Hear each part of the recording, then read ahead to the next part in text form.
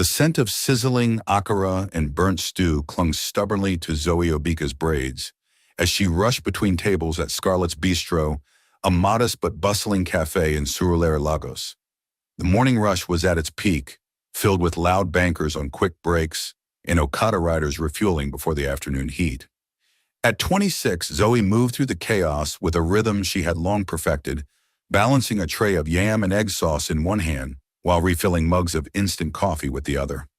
Her apron was faded, her sneakers had holes, but her smile never faltered, not because she enjoyed the job, but because the tips paid for Rebecca's hospital bills, and those bills were the only thing standing between her sister and a slow death.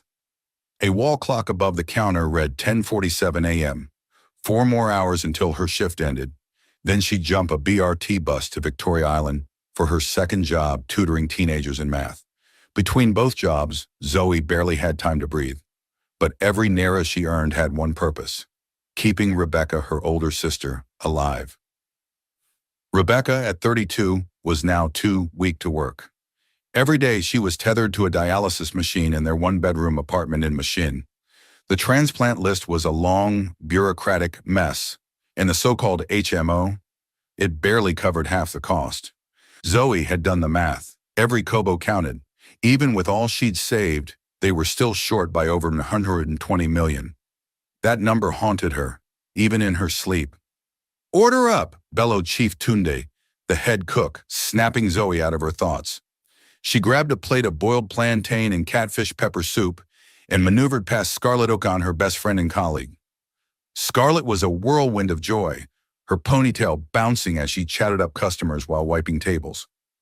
A second-year mass communication student at the University of Lagos, Scarlett juggled school and shifts like it was nothing. "Z!" Scarlett called during a lull in the noise. She leaned against the counter, her brown eyes gleaming with concern. "You look like you're carrying the whole of Lagos on your back. When last did you sleep?" Zoe wiped her hands on her apron, offering a weak smile. "Sleep is a luxury, my friend. You know that." Scarlett's expression softened. She knew all about Rebecca, about the hospital bills, about the night Zoe spent calculating how much oxygen cost in this country. "You need to take care of yourself too. You're the only one Rebecca has." "I'm fine," Zoe whispered, though her voice shook. Fine was the lie she told herself every morning. She turned to clear a table, but Scarlett caught her wrist. "Wait, I have something for you." She rummaged through her bag and pulled out a cream-colored envelope with shimmering gold edges.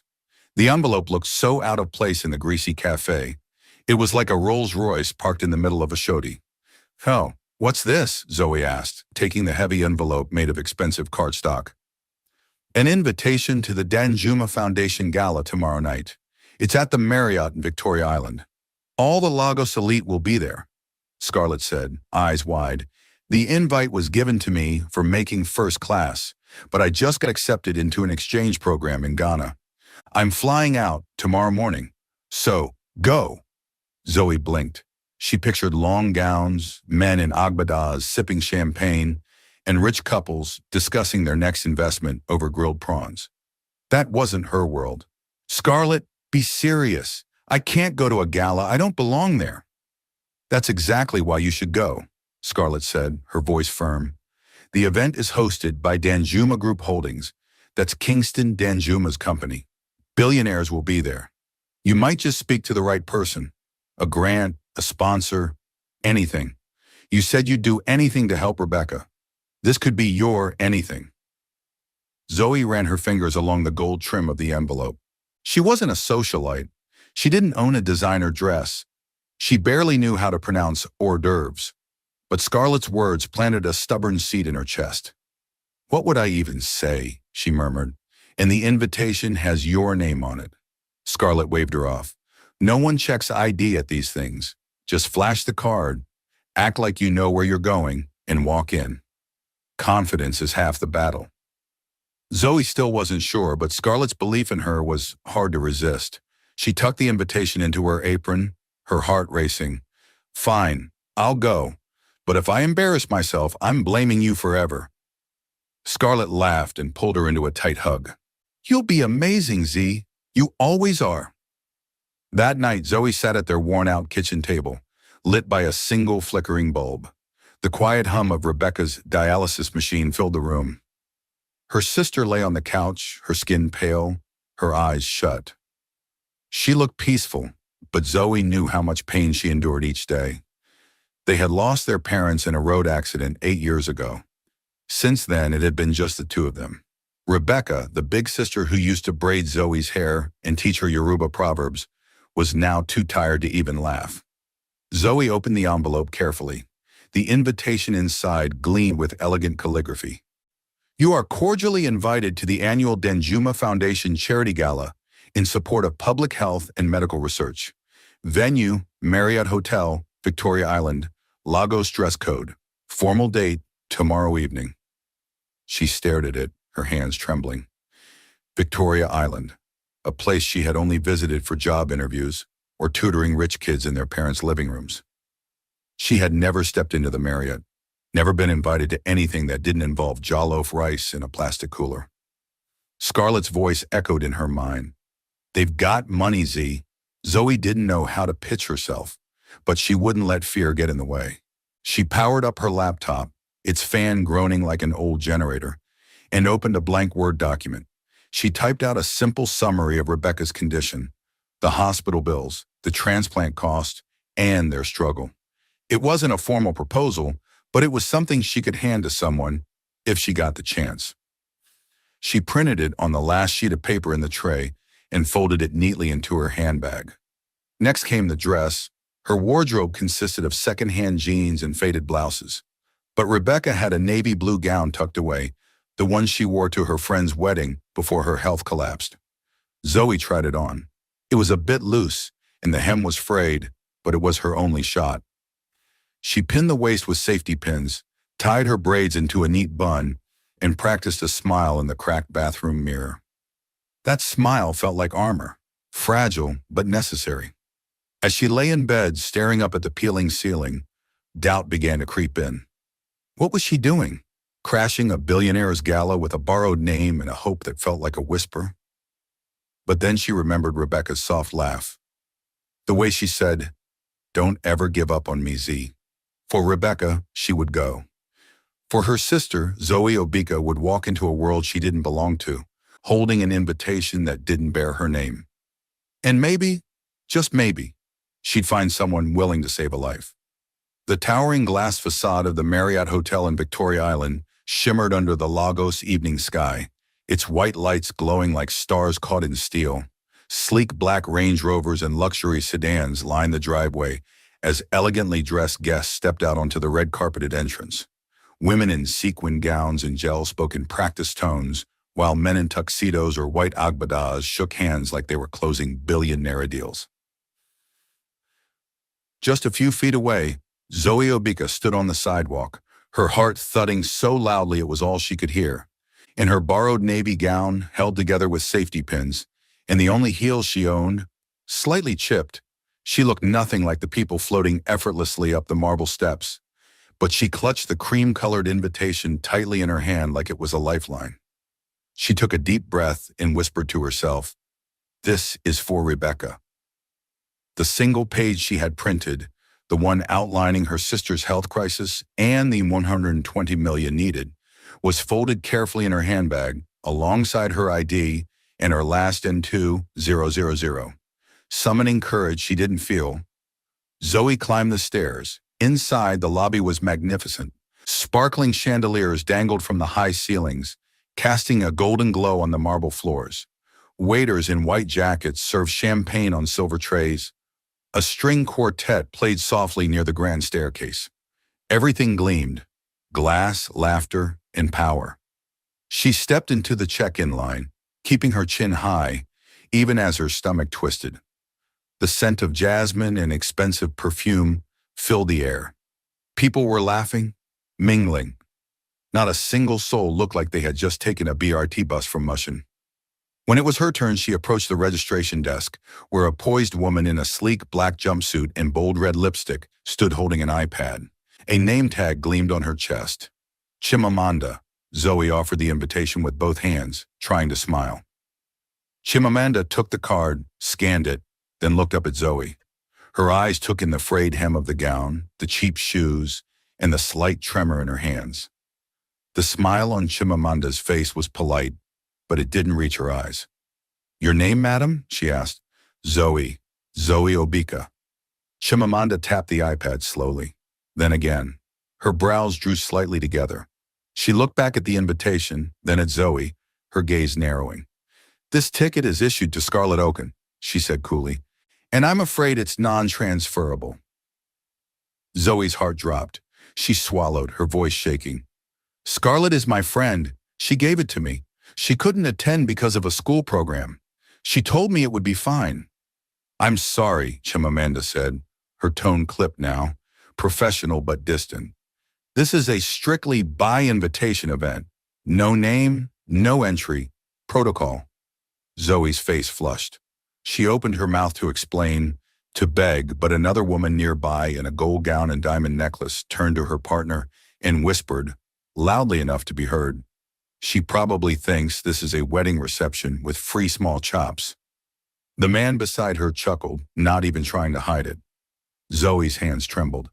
"Please," she said, her voice low but desperate, "I'm not here to cause any trouble. I just need to speak to someone. Anyone. My sister. She's sick. I came hoping to find help. I promise. I'll leave right after." But Chimamanda didn't soften. "I've made myself clear. If your name isn't on the list, you'll need to leave. Otherwise, I'll call security." A tall man in a black suit and earpiece stepped forward. His name tag read, Musa. His stance wasn't aggressive, but firm. "Madam, this way, please." Zoe stood frozen. A few guests had turned now, curiosity sparkling in their eyes. Someone nearby pulled out a phone. She wasn't sure if they were filming, but the shame burned regardless. She could hear the murmurs. "She doesn't belong here. Some Mushin girl probably forged the invite." "I blame social media. Everyone wants to be an influencer." "I didn't know the invitation wasn't transferable," Zoe said quickly, trying to steady her voice even as tears stung her eyes. "Scarlett didn't tell me. I wasn't trying to sneak in. I just wanted to speak to someone about my sister's dialysis." Musa gently touched her elbow. "Madam," he said again, his voice firm, "please." The contact startled her, just enough that she stumbled back a step. The crowd seemed to shift away from her, like oil-repelling water. She was a smudge on the glittering glass of this world. The humiliation was total. She was halfway down the steps when someone's champagne glass clinked behind her. She turned one last time to glance through the golden doors. The chandeliers glowed like cruel stars. Laughter floated out. It wasn't just rejection. It was rejection by a world that had never been made for people like her. The invitation slipped from her hand, landing on the ground. Just in time for a man in crocodile skin loafers to step on it. He didn't notice, or didn't care. Zoe picked it up slowly, brushing it off even though it was already ruined. She had known this would be hard, but she hadn't expected it to feel like being exposed, stripped of dignity in front of people who saw her as less than human. For a moment, she stood still under the bright hotel lights, breathing shallowly. She wanted to scream or run or melt into the pavement. But she didn't do any of those things. She thought of Rebecca hooked up to a dialysis machine, still fighting to live. Zoe wiped her tears with the back of her hand. "I'm not done," she whispered to herself. She had failed to enter tonight, but this would not be the end. The red carpet outside the Marriott Hotel was still bustling. Guests shimmered in velvet, silk, and designer igbatas. But all eyes had shifted not toward the glamour, but toward a woman standing awkwardly under the security lights. Her eyes red, her hands clenched around a worn handbag, her pride visibly fraying. Zoey Obika stood outside in her pinned navy gown, her cheeks burning as laughter and champagne clinks echoed from within. Her invitation had been crushed not just physically, but symbolically by the same polished shoes she had tried so hard to match. She hadn't belonged inside that world. That much was clear. The security guard, Musa, stood nearby, his face impassive.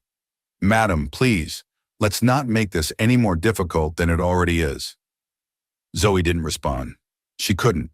Her voice had been swallowed by humiliation. A few curious guests still lingered, watching her like an unwelcome act in a show they hadn't paid for. A phone camera blinked in the distance. And then, a voice sliced through the murmurs, deep and unmistakable. "What's going on here?" Everything paused. Conversations halted. Glasses stopped midair. Zoe turned toward the voice, her heart skipping a beat.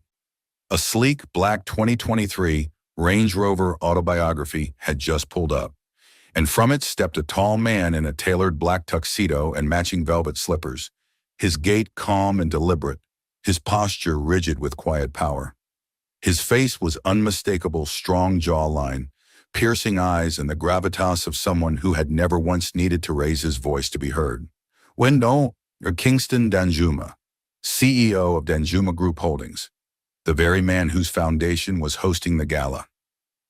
A Lagos Titan, he stepped toward the small crowd that had formed outside. His eyes swept over them, cool and assessing, before they landed on Zoe. She froze. Her throat closed. She had never met him in her life, but something in his eyes made it seem like he knew her, as if he were seeing someone he'd been trying to remember. And then, with the confidence of a man used to bending perception and power to his will, Kingston said, "She's my wife." Silence. The kind of silence that makes time itself hold its breath. Musa blinked. "Sir?" "She's my wife," Kingston repeated. Slower now, his tone calm but deadly. "And I suggest everyone start treating her with the respect she deserves." Zoe's mouth parted.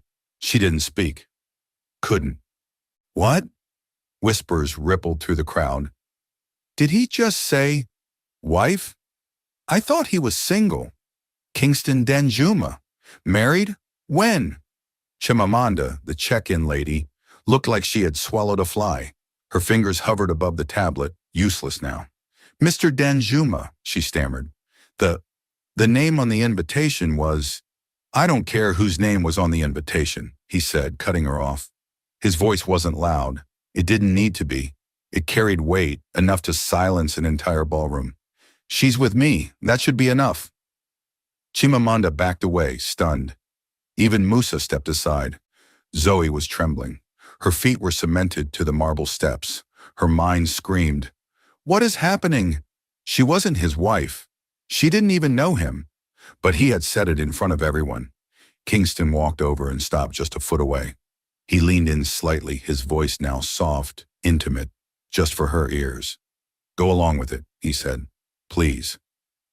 And before she could think, before she could question, he extended his arm to her. Automatically, Zoe took it. His hand was warm, steady. And just like that, they walked together through the tall glass doors of the Marriott Hotel, the same doors that had been shut against her minutes ago. The crowd inside turned to look. Conversations died. Even the band seemed to play softer. She could feel hundreds of eyes burning into her. Kingston's wife? But he didn't flinch. He walked like he owned the place, which, in many ways, he did. Zoe glanced sideways at him, trying to read his expression. He looked calm, composed, like nothing unusual had happened. She, on the other hand, felt like she was in a fever dream. A few steps later, he led her down a side corridor lined with gold-trimmed mirrors and soft lighting. At the end, he opened a door and ushered her into a small private lounge, away from the main event. Zoe stepped inside and turned to face him the moment the door closed. "Mr. Danjuma," she stammered. "What just happened? Why did you say I was your wife?" He didn't sit. He paced for a moment before turning to her, his tone gentle now. "Because 2 years ago, you saved someone very important to me." Zoe blinked. "What?" "My son," Kingston said. "Kevin. He had a severe allergic reaction in Freedom Park during a school event. People panicked, teachers froze. You were there. You knew what to do?" She gasped softly. The memory surged back, a little boy turning blue, choking, gasping for air. She'd used the EpiPen in his bag. She hadn't even waited for help, just acted. "I remember," she whispered. "I searched for you after that," he said. "But you disappeared. No name, No contact, just a memory of a woman who saved my son. Zoe's hand went to her mouth. I, I didn't think it mattered. I just did what anyone would have done. No, he said, stepping closer. You did what most people couldn't, and I'll never forget it. Her voice trembled. But calling me your wife? That's extreme. Kingston looked at her, his eyes dark with something between gratitude and anger. I saw how they treated you outside, like trash, like you didn't belong. I wasn't going to let that happen again. The fastest way to shut them up was to claim you. Zoe stood still. Her heart thundered. She didn't know what to say. I'm sorry if I embarrassed you, Kingston added, but I couldn't stand by. Not again. She took a shaky breath, then smiled barely. You called me your wife to protect me from snobs.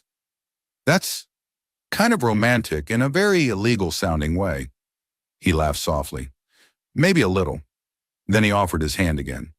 Come back in, as my guest. No one will question you now. Zoe hesitated, but the weight of her sister's life was still on her shoulders. This night had been about finding hope, not running from it. She nodded. Okay, she said. And this time, when they stepped into the ballroom, every head turned. But Zoe didn't look down. Not anymore. The grand ballroom of the Marriott Hotel in Victoria Island shimmered like something out of a dream. Floor-to-ceiling windows reflected soft golden light from chandeliers that glittered like stars, while violins played a melody so delicate it felt like silk brushing against the skin. Waiters glided between guests with trays of champagne and hors d'oeuvres. Conversations buzzed softly, a symphony of power, prestige, and privilege. But Zoey Obika heard none of it. She was walking beside Kingston Danjuma, the man who had just declared her his wife, in front of dozens of Lagos's most elite. Her legs moved on instinct, but her mind was spinning. People were staring, she could feel their eyes scanning her, from her pinned dress to her confused expression. Phones were subtly being raised for photos. The whispers were everywhere. Is that his wife? I thought he was divorced. She doesn't look like one of them. Kingston didn't flinch. His tall frame cut confidently through the crowd, his hand resting gently on the small of Zoe's back. Firm, respectful, and oddly grounding. His face remained calm, his chin slightly raised, his steps steady. He leaned in and whispered just loud enough for her to hear, You're doing great. Just breathe. Zoe gave a tiny nod, though her palms were sweating. Her throat was dry. She wanted to disappear into the ground. Instead, Kingston led her past the clinking glasses and stairs, toward a quieter hallway that veered off from the main ballroom. Thick carpeting softened their steps. Ornate paintings of Lagos skyline lined the walls. The music faded as they reached a smaller room, a VIP lounge. He pushed open the door and gestured for her to enter. And inside it was quiet, warm. A plush velvet sofa faced a low marble table. Through the window, the lights of Victoria Island twinkled like a sea of stars. The clamor of the gala felt miles away. For the first time since that night began, Zoe exhaled. She turned to him, clutching her handbag like it might hold her sanity. Mr. Danjuma, I really need to understand what's going on, she said, her voice trembling but firm. You said I saved your son's life, but I don't remember ever meeting you. Kingston remained by the window, one hand in his pocket. He looked out at the city before slowly turning to face her. His eyes weren't piercing, now they were softer, shadowed by something more vulnerable. 2 years ago, he said, Freedom Park. My son Kevin was there with his school. I was just arriving for a meeting when I heard screams. He was on the ground not breathing. No one moved, people panicked. But you didn't. Zoe blinked. The memory was foggy, but then, like a picture emerging in a darkroom, it clicked. A small boy, a peanut allergy, his tiny hands clutching his throat, his lips turning blue. She remembered diving into his backpack, finding the EpiPen, and pressing it into his thigh as she'd been taught in a free first aid class years ago. She'd held his hand and whispered, You're okay. You're a superhero. I remember, she said softly, But I didn't know he was your son. Kingston stepped forward, his voice low. You saved his life, Miss Obika, and then you disappeared before I could even thank you. No name, no contact. Zoe shook her head. I didn't think it was anything important. I was just trying to help. You don't know what it meant to me, he said, to Kevin. After that, I looked everywhere for you. I sent people to ask around the park, posted on forums, nothing. I only remembered your face, and when I saw you tonight standing outside, I knew. Zoe felt her heart squeeze. Her knees were weak, but she stayed standing. I really wasn't expecting any of this, she whispered. I came here for something else. For my sister. Kingston's brows lifted slightly. Zoe hesitated, then decided she had nothing left to lose. She opened her handbag and took out the folded paper, the summary she'd written about Rebecca's condition. My sister's on dialysis. The transplant costs are beyond what I can manage. I thought maybe if I met someone here who had influence, or a foundation, someone might help. She handed the paper to Kingston, her fingers trembling. That's why I came. Not to pretend. Not to steal anyone's place. He took the page, read it silently, then looked back at her. You shouldn't have had to beg to be heard, he said, and you definitely shouldn't have been humiliated. Zoe looked down, her cheeks burning. I didn't want to cause a scene. I just hoped. Kingston walked over to the table and set the paper down gently. Then he turned back to her. I owe you a debt I can never repay, but if you'll allow it, I'd like to try. Her breath hitched. What do you mean? He studied her face like he was trying to solve a mystery. Kevin hasn't smiled like that in a long time. When I saw him tonight, and he looked at you, Kingston's voice dropped.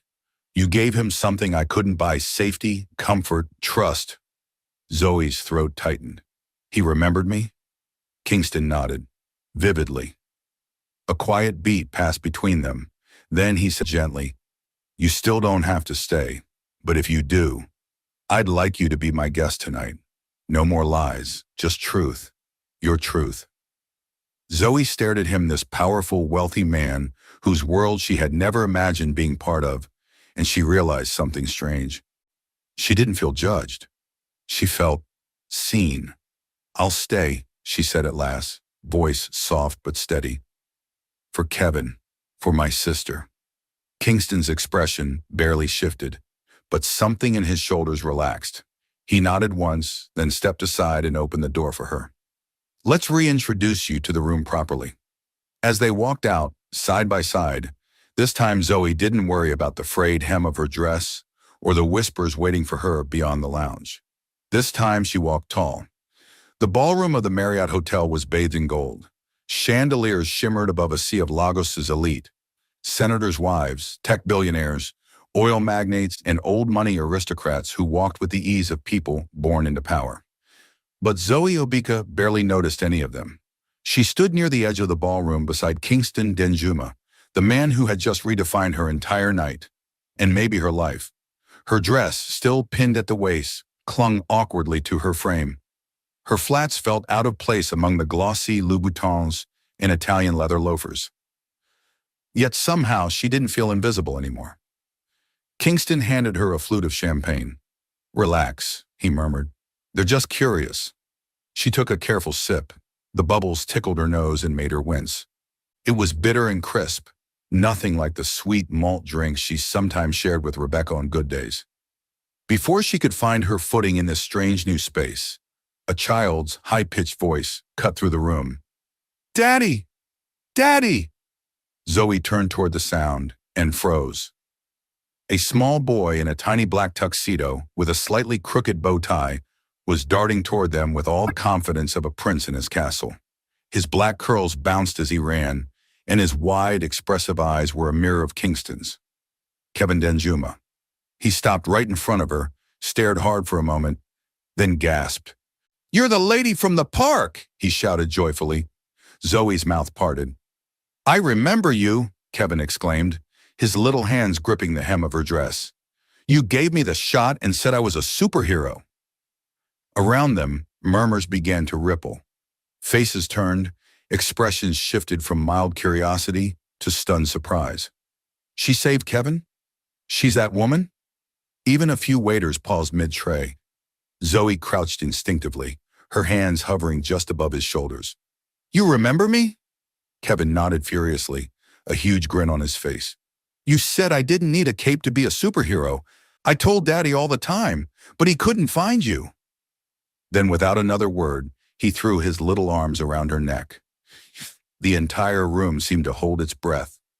Across the ballroom, a few people exchanged knowing glances. One older woman with a diamond-studded gel pressed a hand to her chest. "Bless her," she whispered. A younger man in an ash-colored suit pulled out his phone. "That's her? The woman who saved Kevin Danjuma?" Zoe's heart swelled and tightened at once. She wasn't used to being looked at this way. Not like a problem, not like a waitress, but like a miracle. Kevin pulled back slightly, looking up at her. "You're my superhero." Zoey blinked away sudden tears and smoothed his curls gently. "You're the brave one. You've grown so much." He beamed. "Want to see my favorite cupcake? It's pink." Before she could respond, he grabbed her hand and pulled her across the room toward the dessert table. "Come, come, come," he sang, skipping slightly. Zoey followed, letting herself laugh softly for the first time that night. From a distance, Kingston stood still, watching the two of them. His champagne glass hung forgotten in his hand, his expression unreadable, but his eyes burned with something intense. A woman in a crimson silk gown approached him from the side. Her dark weave was slicked back, and her voice was low but pointed. "Daniel," she began. He didn't correct her. "She's beautiful," the woman said carefully, glancing toward Zoey. "But she's not one of us. Is she really your wife?" Kingston took a sip of his drink, then looked the woman in the eye. "She's the one who saved Kevin's life," he said coolly. "That's all you need to know." And with that, he walked away. At the dessert table, Kevin was gleefully explaining the difference between strawberry and raspberry icing. "Try this one," he insisted, pointing to a cupcake topped with pink frosting and edible glitter. "It's magical." Zoey smiled and broke off a tiny piece. "Mmm, sweet." Kevin giggled. "Did you save more people after me? Are you still a superhero?" She laughed softly. "No, Kevin. I just try to help when I can." "You helped me," he said with utter conviction. "I was scared. Then you came." He climbed into a chair and began telling her about his school, his favorite cartoon, and how his dad let him eat ice cream on weekends. His voice bubbled with excitement, and Zoey listened like every word was gold. It wasn't the gala. It wasn't the dresses. It wasn't even Kingston. It was this moment. This little boy who remembered her, not for what she wore, but for how she made him feel.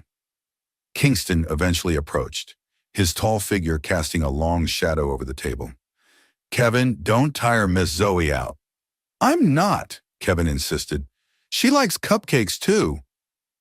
Kingston raised a brow, his gaze softening as it met Zoey's. "Everything okay?" Zoey smiled faintly. "He's a star." Kingston nodded. "He doesn't warm up to people easily, especially not since everything." Zoey looked up at him, sensing there was more behind those words than he said aloud.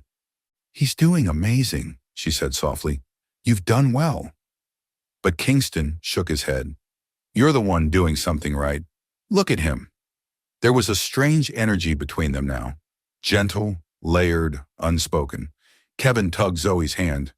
"Will you stay for dinner?" "Daddy says we're going to a special restaurant after." Zoey glanced up, unsure. Kingston answered for her. "If she'd like to, then yes." Zoey smiled at Kevin and squeezed his tiny fingers. "For tonight," she said, "I'll stay." The music had softened, and the lights in the Marriott ballroom had dimmed to a golden haze. Guests began to file out in pairs, their conversations trailing off into laughter and soft goodbyes. Waiters collected glasses while the string quartet packed away their instruments. But Zoey Obika still stood in the far corner of the ballroom, quietly watching the glittering crowd thin out. She held her handbag close to her chest, her nerves starting to settle, the edges of disbelief still lingering like perfume. Tonight, she had walked into a world that had never been built for someone like her. And yet here she was. Kevin Danjuma, now yawning and leaning against his father's leg, was moments from falling asleep. His bow tie had slid down to his chest, and his curly hair was tousled from dancing around the dessert table. But he looked peaceful. Happy. Kingston. Danjuma knelt beside him, gently lifting him into his arms. "Let's get you home, champ," he said quietly. A woman in a black uniform stepped forward from the side, Kevin's nanny, and took him with care. Kingston watched them leave, then turned back toward Zoey. "He won't make it through dessert," he said. "He's out."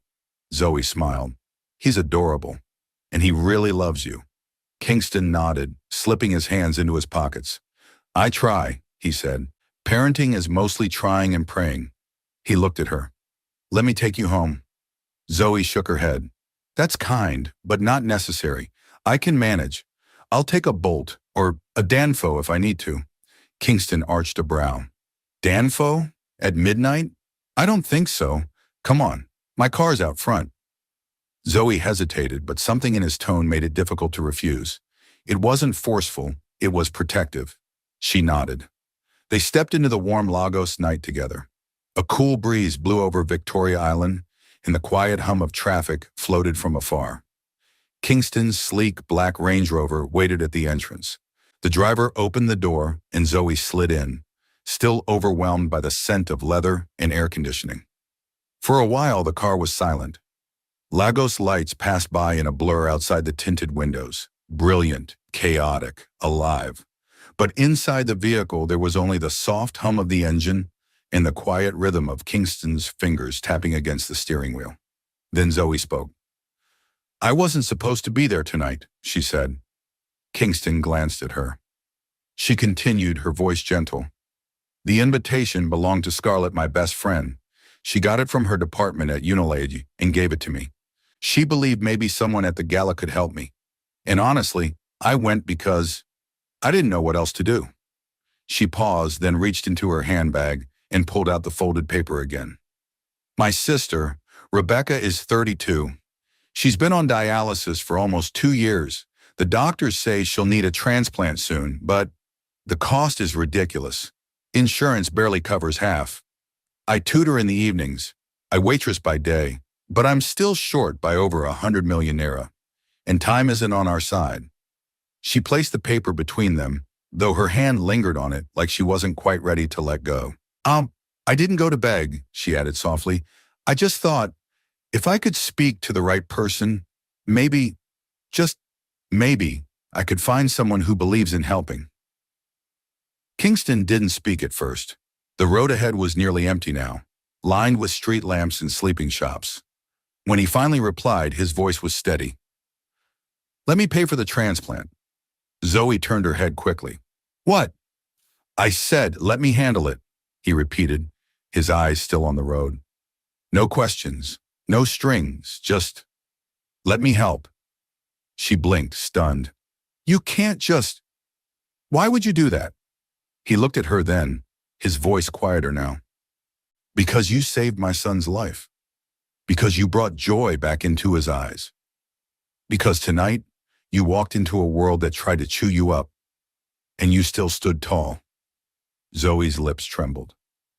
"I can't take your money. I don't want charity." Kingston nodded slowly. "That's what I thought you'd say, which is why I have another offer." He pulled over gently, turning off the engine. They were parked near a quiet junction in Ikoyi, the soft lights casting a warm glow across the dashboard. He turned to face her fully. "Kevin's nanny is retiring soon," he said. "She's been wonderful, but Kevin doesn't open up to people easily. He doesn't laugh with anyone the way he did with you tonight." Zoey's brows furrowed. "What are you saying?" "I want you to come work for us," Kingston said. "Stay in the guest house at my estate in Banana Island. Be there for Kevin after school. A few hours a day.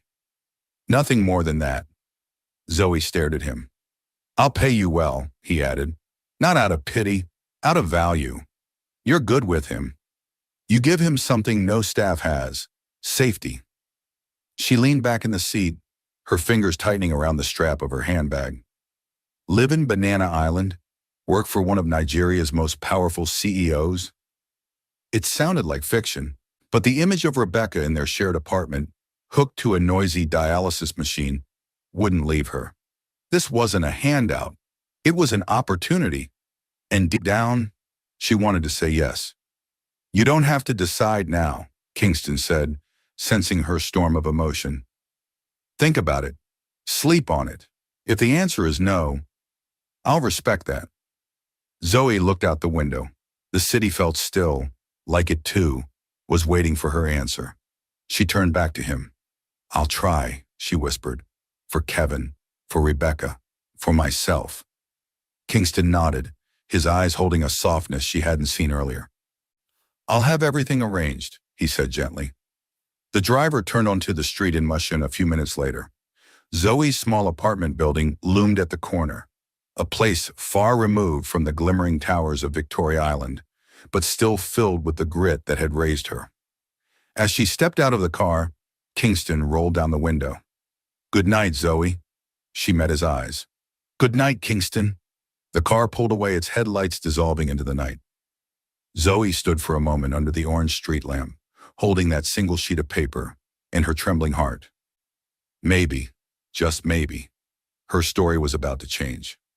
The guest house on Kingston Danjuma's Banana Island estate looked like something out of a travel magazine. Cream walls, floor-to-ceiling glass windows, a private garden filled with hibiscus and sunflowers, and the faint scent of jasmine that lingered in the morning air. Zoey Obika had never stepped foot inside a compound like this, much less lived in one. Her modest apartment in Mushin suddenly felt like a forgotten relic from another life. This wasn't just another job. It was an entirely new world. She stood barefoot by the wide bay window on her first morning there, watching the private lake shimmer in the distance. The silence felt strange. No car horns, no market women shouting, no upstairs neighbors fighting about water bills. Instead, just birdsong and peace. She had arrived the night before with only a small suitcase in her battered handbag. Kingston had arranged everything. Her room was pre-stocked with fresh linen, a journal, herbal teas, and a little welcome note signed simply, for Kevin, but also for you. K. She folded it neatly and tucked it into the back of her Bible. Her work began after breakfast. A chauffeur picked Kevin up from school and brought him home around 2 p.m. Her job, spent a few hours playing, reading, helping with homework until Kingston got back from his Victoria Island office. It sounded simple, but Kevin made it feel easy. From the moment he stepped into the guest house holding a plastic dinosaur and grinning like he'd found treasure, Zoe's heart melted. He pulled her into the garden without a second thought, dragging a small shovel and yelling, "Let's go find buried gold."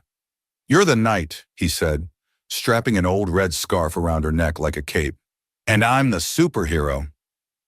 They dug holes, got dirt on their elbows, and filled the flower beds with clues. Zoey laughed more that day than she had in months. Each afternoon followed the same rhythm. Kevin, adventure, stories, snacks, hugs. And then Kingston would arrive, always sharp, always on time, sometimes in navy suits, other times in caftans that made him look like a prince from a political dynasty. He'd walk through the main house's hallway and pause, just a moment, to watch them from the kitchen doorway. He never interrupted, but he always watched. And in those silent glances, Zoey sensed something unspoken. One Friday evening, after a thunderstorm had kissed the Banana Island pavement and left everything fresh, Zoey was in the kitchen helping Kevin decorate burnt cookies. The whole counter was covered in flour and laughing fingerprints. She didn't hear Kingston come in. "Is that edible?" he asked suddenly from the doorway, brow arched. Zoey jumped slightly and turned, face flushed. "Barely." Kevin grinned. "It's for you, Daddy. Your favorite, chocolate chip. But I think we burnt them." Kingston picked one up, sniffed it, and bit off a corner. His expression twisted, Then he laughed, a real, deep laugh that lit up the room. "I've had worse," he said. "Much worse." Zoey blinked, surprised. She hadn't seen him laugh like that before.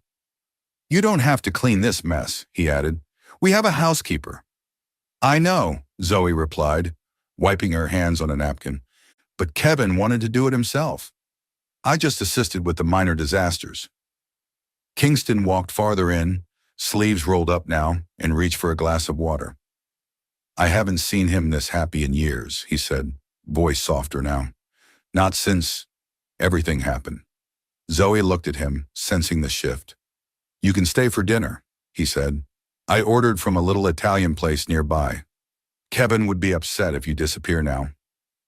She hesitated, but then Kevin peeked over the kitchen counter. "Please, Miss Zoey, stay.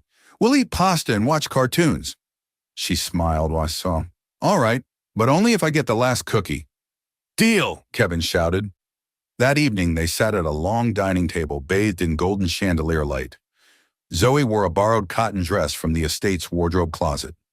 Kevin chattered endlessly about school, his plastic dinosaurs, and his dream of becoming a superhero chef policeman.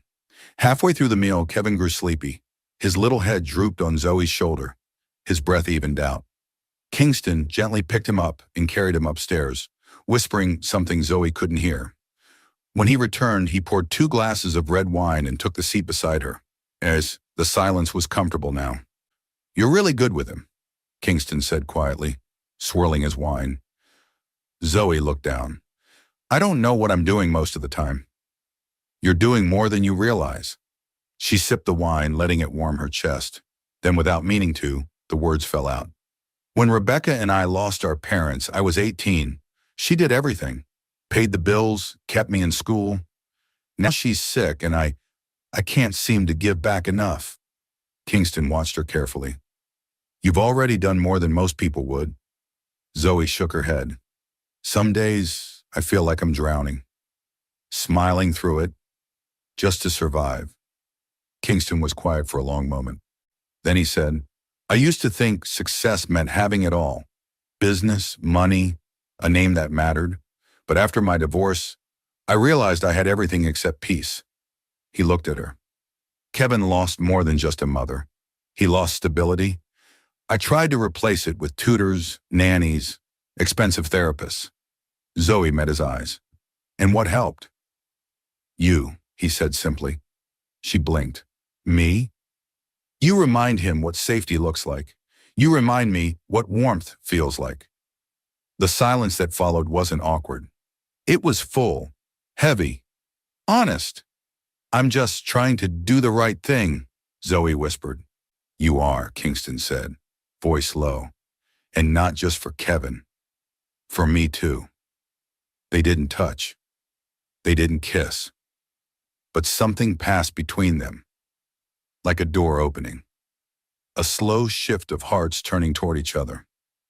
Later that night, as Zoey returned to the guest house, she paused at the doorway, turned to look at the main house where soft lights still glowed. A storm had once brought her here. Now, she wasn't sure she ever wanted to leave. For a while, life in Banana Island felt like a beautiful dream that Zoey Obika was slowly getting used to. Each day followed a quiet rhythm. Mornings were filled with tea and walks through the garden. Afternoons with Kevin reading storybooks, building Lego towers, or painting superheroes on cardboard. And evenings, those were where something subtle began to grow. Gentle, quiet conversations with Kingston Denjuma, sometimes in the kitchen, sometimes by the private lake, always real. But the world outside that estate hadn't forgotten her. It watched, and it waited. The storm arrived on a Friday. Zoey had just bent to tie Kevin's shoelaces outside his school in Ikoyi, her laughter soft as he tried to convince her that socks made him slower. The sun was kind that morning, the air warm. She didn't see the SUV at first. It pulled up with the grace of money and menace, sleek, black, and silent. The door opened, and a pair of blood-red stilettos hit the pavement. Then legs, then a designer sheath dress, then oversized sunglasses, her presence like chilled perfume, cold, deliberate, expensive. Ariana Blackwell. She pulled off her shades slowly, revealing her sharp eyes, icy and assessing. Her voice dripped with elegance, every word coated in venom, disguised as velvet. So you're the one causing all this noise? Zoe straightened instinctively, her body tense. I'm just here to drop Kevin off. Ariana's gaze swept over her. Flat sandals, soft dress, braids tied back in a loose bun, and curled into a smug smile. You're Zoey Obika, right? The waitress turned. What exactly? Babysitter? Nanny? Mistress? Zoe felt heat rise in her cheeks, but refused to let Ariana see her flinch. I'm just doing my job, she said quietly, and taking care of Kevin. Ariana's smile widened, predatory now. Oh, I know what you're doing. Trust me, darling. All of Lagos knows. Waitress crashes billionaire gala. Page 6 was a delight. Her words were sharp and meant to cut. And they did. Zoe stiffened, holding Kevin's hand tightly. You see, Ariana continued, stepping closer, you may have charmed Kingston, but I see through you. I've seen women like you, desperate, pretty, and playing Cinderella in rented shoes. Kevin looked up at Zoe, confused. Miss Zoe, who is she? Before Zoe could reply, Ariana crouched slightly to Kevin's level. I used to be very close to your daddy, she said sweetly, before this girl showed up. Zoe stepped between them immediately, her voice firm. Kevin, let's head inside. Ariana rose again, smile gone now. I'll make this clear once, she hissed under her breath. Leave while you still have a shred of dignity, because if you don't, I will make sure everything in your life is destroyed, publicly, brutally, and permanently. Zoe didn't reply. She simply took Kevin's hand and walked him into the school building. But the shaking didn't stop until she was back in the guest house, doors locked behind her. That evening, her phone buzzed, notifications piling up like a flood. She unlocked it and stared at the screen in horror. Is Kingston Danjuma secretly married to a waitress? The mystery woman at the Danjuma Gala. Who is she really? From pancakes to penthouse, inside the sudden rise of Zoey Obika. The images were worse. Blurry shots of her and Kingston from the gala, a photo of her holding Kevin's hand at a supermarket, even one of her outside the guest house. She felt sick. The comment sections were a war zone. She's clearly a gold digger. Look at her shoes. He's lost his mind. He'll dump her like the rest. The knife twisted deeper when she opened the X and saw that her name was trending in Nigeria. #Danjuma drama. Her past, her dignity, her family, all laid out for public consumption. She was still staring at her phone when she heard the sound. Raised voices. From the main house. She stepped out just in time to hear Kingston in his study, his voice angrier than she'd ever heard it. Shut it down. I don't care what the board says. He snapped into the phone. This has nothing to do with company policy. It's my personal life. If I see one more headline, I'll sue everyone involved. He emerged moments later, his expression still stormy. But when he saw her standing there, his shoulders dropped just slightly. You saw it, he said, not as a question. Zoe nodded, holding back the welling tears. I didn't mean for this to happen. I didn't even want. I know, he said gently. She swallowed. Maybe I should go. Kingston's jaw tensed. Leave? Over this nonsense? I'm hurting your reputation, she said, her voice cracking. People are calling me a gold digger. Maybe Ariana's right. Kingston stepped closer. She's never right. But I don't belong here, Zoe whispered. I'm just a girl who used to serve plantain and beans. I've never even left the country. I've never owned a designer bag. These people, they'll never accept me. And Kevin, he doesn't deserve to be dragged into scandal. Kingston's eyes darkened. And you think you deserve to be humiliated? She turned away, her heart pounding. I can't be the reason you lose everything. There was a long silence. Then quietly he asked, Is that what you think you are? A liability? She didn't answer. That night, when the estate was silent, Zoe quietly packed her things in the guest house. She placed a single note on the small table near the door. "Thank you for giving me and Rebecca something that felt like family, even for a moment. I'm leaving to protect you both. Zoe." Then she called a cab and slipped out into the night, back toward Mushin. The quiet hum of the city followed her as tears blurred her view of the road. Her phone buzzed again. This time it was a photo of Kevin's drawing from earlier that day. Him, her, and Kingston, holding hands. She closed her eyes and let the tears fall. She had walked away before. But this time it didn't feel like survival. It felt like loss. Back in her small apartment in Mushin, the familiar sounds returned.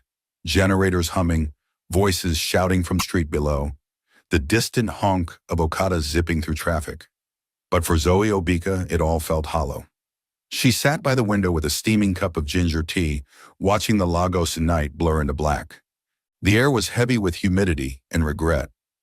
She'd told herself she was doing the right thing, that walking away from Kingston and Kevin was an act of selflessness, a way to protect them from scandal and scrutiny. But every passing hour made her question if she had done it out of fear instead. Fear of not being enough, of being exposed. Inside, the soft beeping of Rebecca's dialysis machine filled the silence. Her sister was sleeping now, her breathing shallow but steady. She'd been so proud when Zoe got the Banana Island job, and Zoe had told her only part of the truth. That night, she tried to sleep, but couldn't. She stared at the ceiling and thought of Kevin's little voice saying, "We're a family now." But families don't leave without saying goodbye. At the Danjuma estate, things unraveled quickly. Kingston hadn't been the same since the note. He read it every night. He stared at the guest house from his balcony like it might magically light up again. Kevin, once vibrant and full of chatter, had turned unusually quiet. He refused to eat the cereal Zoe used to make, tossed aside the bedtime stories they used to read, and avoided the new nanny altogether. He didn't cry. He withdrew. And then he vanished. It happened on a rainy Wednesday. Kingston was in a board meeting when the call came from the school. "Sir, Kevin is missing. He slipped out during recess. We've locked the gates and called the police." Kingston didn't think. He left everything behind. Laptop, briefcase, protocols. His driver could barely keep up. He called every place Kevin had ever liked. The Banana Island Park, the toy store at Palms, the cupcake shop in Lecky. But something tugged at his gut. Brooklyn Cafe.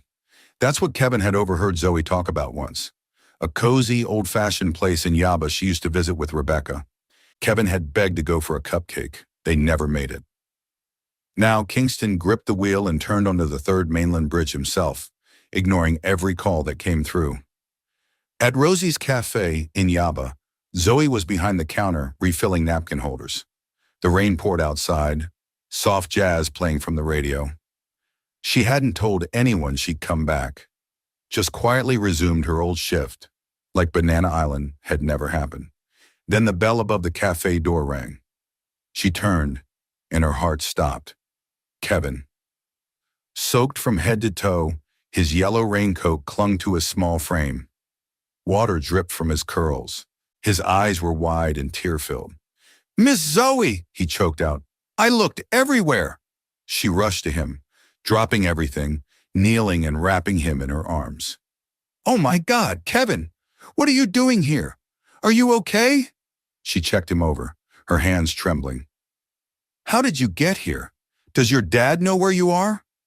Kevin clung to her. "I missed you. You were gone, and I was sad. I wanted to find you and bring you home."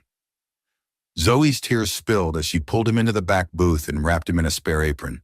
She gave him hot cocoa and tucked his tiny plastic dinosaur into his lap. "I'm here now," she whispered, "and I'm not going anywhere. I promise." She was about to call Kingston when the cafe door slammed open. Kingston, soaked in his tailored suit, stormed in like a man on the edge of collapse. His eyes found Kevin instantly, and then Zoe. He crossed the room in 3 steps, kneeling, scooping Kevin into his arms and holding him so tightly the boy squealed. Don't ever do that again, Kingston breathed, his voice cracked with panic. Kevin nestled against him, but his hand still gripped Zoey's. Kingston looked at her, drenched, breathless, something breaking in his expression. Do you have any idea what could have happened to him? He demanded. What if he got hurt? What if someone had taken him? I didn't know he would come here, Zoey whispered, trembling. I swear, I just found him. Just now. Kingston took a deep breath, steadying himself. The cafe was silent except for the rain tapping against the windows. He looked at Kevin, then at her, and when he finally spoke, it wasn't anger. It was something else entirely. At the gala, he said quietly, I told everyone you were my wife. It started as a lie, to protect you, to protect myself from watching you get chewed up by people who think they own the world. Zoey stood still, tears dripping from her chin. But right now, Kingston continued, standing here in a cafe that smells like burnt toast, watching you hold my son like he's your own. He stepped closer. I wish that lie were true. Zoey's breath caught. Kevin looked between them with wide, hopeful eyes. You're staying, right? You're part of us. We're a family now. Zoey knelt, cupping Kevin's face. I will never leave without saying goodbye again. I promise. She looked up at Kingston, her voice breaking. I thought leaving would protect you. I thought I wasn't enough. Kingston shook his head and took her hand. You were enough the moment Kevin smiled at you, the moment you walked into my life and didn't try to impress me. You just were. That's more than enough. The storm outside softened into a drizzle. In that tiny cafe, soaked in rain and surrounded by the scent of akara and coffee, Kingston Danjuma pulled Zoey and Kevin into his arms. Not because it was expected, but because it finally felt like home. The modest community center in Yaba was no Banana Island mansion. The floors were tiled with old ceramic squares. The plastic chairs didn't match. The fans overhead spun with a dull creak. But on a bright Sunday morning in June, it became the most beautiful place Zoey Obika had ever seen. This wasn't a society wedding. It was something softer, deeper. It was hers. The once plain hall had been transformed by hands that knew love, not wealth. Colorful Ankara buntings crisscrossed the ceiling. Bouquets of wildflowers, gathered from Freedom Park and local gardens, stood in reused soda bottles turned vases. Paper butterflies, handmade by neighborhood kids Zoey used to tutor, danced along the windows. There was no red carpet, no press, but everyone who mattered was there. Scarlett Ocon sat in the front row, wearing a lemon-yellow wrapper and crying freely. Her camera never left her hands. The regulars from Rosie's Cafe filled 3 full rows, truck drivers, older women, and students who remembered when Zoey always snuck them extra puff-puff. A few nurses from the dialysis ward came too, and of course, her sister. Rebecca Obika, beaming in a light pink gown, stood tall and radiant, now healthy post-transplant, a miracle quietly made possible by a grant from the Danjuma Foundation, one Zoey insisted she would pay back, bit by bit, with her own hands. She was the maid of honor, and she cried the hardest. Then came the ring bearer, 5-year-old Kevin Danjuma, bouncing down the aisle in a tiny white agbada, holding a box that nearly swallowed his small hands. His crooked superhero bow tie peeked out underneath. Daddy, he whispered loudly when he reached the altar. She looks like a real princess. And Kingston, standing in a simple white shirt and gray native wrapper, chuckled and nodded. That's because she is. When the doors finally opened, every head turned. Zoey stepped forward. She wore a thrifted cream lace gown she had sewn and altered herself. Delicate beads traced across her sleeves, hand-stitched over the past 2 weeks. A soft veil draped over her braids, woven by a local stylist who refused to take payment. Her bouquet? Fresh wildflowers and sunflowers tied together with the red scarf Kevin once used as a superhero cape. Every step she took down that aisle was a quiet declaration. I survived. I endured. I belong. Her eyes locked on Kingston's, and all her fears melted into the sunlight that poured through the open windows. He wasn't just a CEO anymore. He was hers. The ceremony was short, heartfelt, and officiated by the pastor who had comforted Zoe and Rebecca after their parents died. His words held no pretense, only warmth. When it was time for the vows, Zoe's voice trembled at first, but grew stronger with each word. Kingston, I vow to love you with honesty, to stand beside you as you've stood beside me, to raise Kevin with joy, and to never let fear write our future. Kingston smiled, eyes glistening. Zoe, I vow to protect your peace, to treasure the strength that saved my son, to love not just the woman you are, but the courage that lives inside you. The pastor smiled, hands raised. I now pronounce you husband and wife. Cheers erupted. Kevin squealed and ran up the aisle shouting, "We're the best family ever," before launching himself into their arms. There was no formal reception. Instead, a celebration bloomed in the community center's garden. Tables borrowed from neighbors were lined with dishes made by friends. Jollof rice, moi, fried plantain, suya trays, cupcakes, and a large pot of ogbono soup, courtesy of Mom and Kechi from downstairs. The drinks table featured Zobo and wine glasses and chilled Fanta, and instead of a wedding cake, they had stacked boxes of meat pies and a single vanilla sponge with "Forever Us" written in blue icing.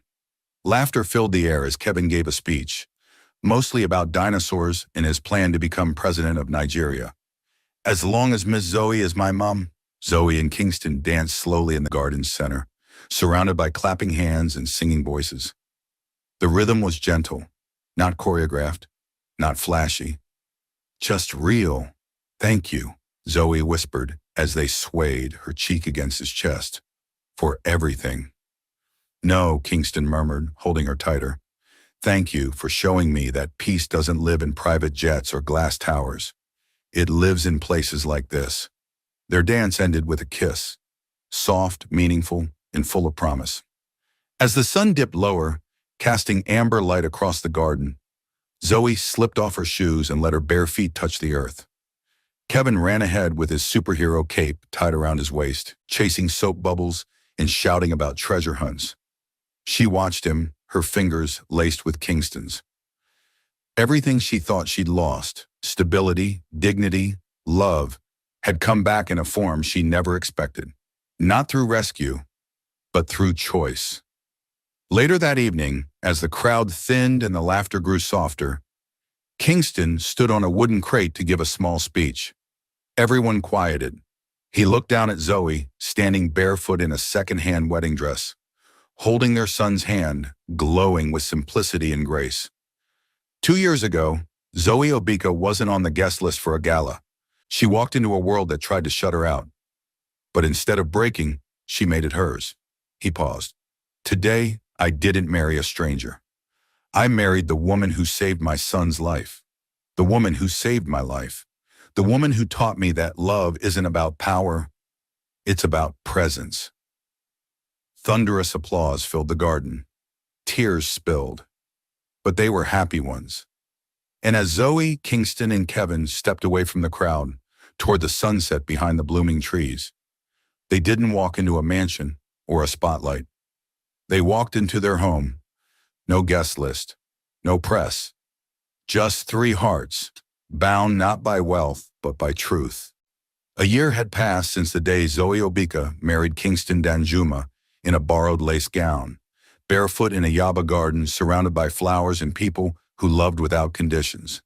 Their life now was quiet, but full. The Danjuma estate in Banana Island remained as grand as ever, but inside it no longer felt like a polished museum.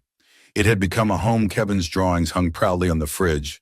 Braille books lined the shelf in the hallway, and tiny superhero capes lay forgotten in the living room after long days of play. There were still whispers from the outside world. Critics, gossip blogs, whispers at board meetings. But inside these walls, there was laughter. There was peace. Zoe sat in the garden that afternoon, dressed in a soft wrapper, her braids tied back, and a little baby asleep on her chest. Amara, just 4 weeks old, she had already stolen every heart in the house, including Kevin's. Kevin, now 6, raced across the lawn with his toy car and turned dramatically toward his father, who stood near the gate on a business call. "Daddy!" he shouted. "I'm faster than a Bugatti." Kingston turned, smiled, and held up 2 fingers. 2 minutes, champ! He hung up, slipped the phone into his pocket, and walked toward them. "She's still asleep?" he asked softly, crouching beside Zoey and peeking at the baby wrapped against her chest. "Barely," Zoey whispered. "She stirs every time you speak." Kingston laughed under his breath, kissing Amara's tiny forehead, then Zoey's. "I missed you today." "I'm right here," she said, smiling. "No, I mean, I missed us, this. I was sitting in that office in 6, and I kept thinking, how did I survive without you for all those years?" Zoey rested her head on his shoulder. "You were surviving. Now you're living." They sat in the quiet for a moment, the breeze rustling the trees. Kevin's laughter rang through the yard as he chased his toy car toward the fountain. "I've been thinking," Kingston said after a while. "Dangerous," Zoey teased. He smiled. "I want to start a foundation. In your name. One that helps women like you. Women who fight for their families but are too proud to ask for help." Zoey blinked. "You want to use my name?" "No," he said. "Our name. The Obika Danjuma Foundation." Tears filled her eyes before she could stop them. "You saved Kevin," he said gently. "Now you'll save so many more." Zoey nodded, overwhelmed. Not just by the idea, but by the life she was living. A life that was no longer defined by struggle, but by purpose. Later that evening, the 5 of them, Kingston, Zoey, Kevin, Amara, and Rebecca, gathered around the dinner table. Rebecca had moved into a home of her own nearby, healthier than ever, and had just gotten a part-time job managing a local women's co-op. Kevin chattered excitedly about his school project, and Zoey cut up pieces of soft yam for Amara while Kingston poured glasses of Zobo. "Let's do a toast," Rebecca said suddenly, raising her glass. "To answered prayers." Zoey raised hers. "To second chances." Kingston looked around the table and raised his own. "To the family we found when we weren't even looking." They clinked glasses and the light from the chandelier danced across their faces. And somewhere in that quiet house, behind the success and headlines, between diaper bags and Lego sets and bedtime stories, they carved out a love story not built on wealth or glamour or a perfect beginning, but on grace, on truth, on the beautiful, unshakable power of coming home.